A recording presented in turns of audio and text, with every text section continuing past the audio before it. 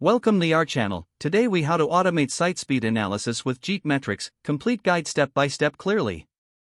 To automate site speed analysis with GTmetrix, begin by creating a GTmetrix account. Visit the GTmetrix website and click on the Sign Up button.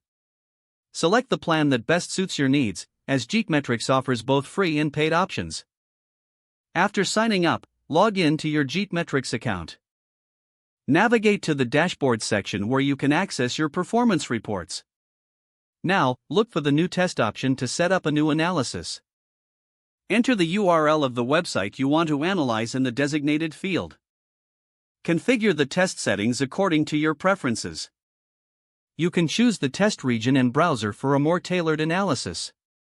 Once you have configured the settings, save the test as a template for future use.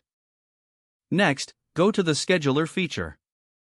Here, you can set up automated tests by specifying how often you want them to run.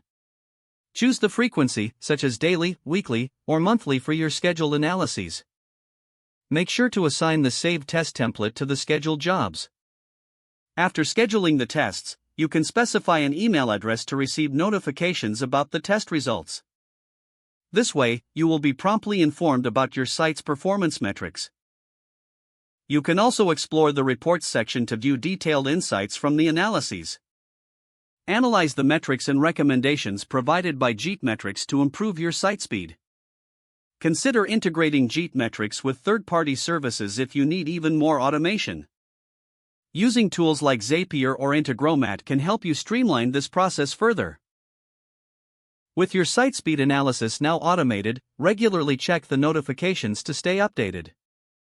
This will enable consistent improvements to your website's performance over time. By following these steps, you can effectively automate site speed analysis with GTmetrix. If the page does not load, refresh the browser or try again in a private or incognito window. Make sure you are using the correct email address, then retype it carefully to avoid small typos. If your password is not accepted, use the reset option and create a new strong password you can remember. Check your spam folder for verification or security emails, then complete any requested confirmation steps. Enable two-factor authentication if available to improve account security and reduce unauthorized access risk. Don't forget to like this video and subscribe to our channel for more step-by-step tech guides.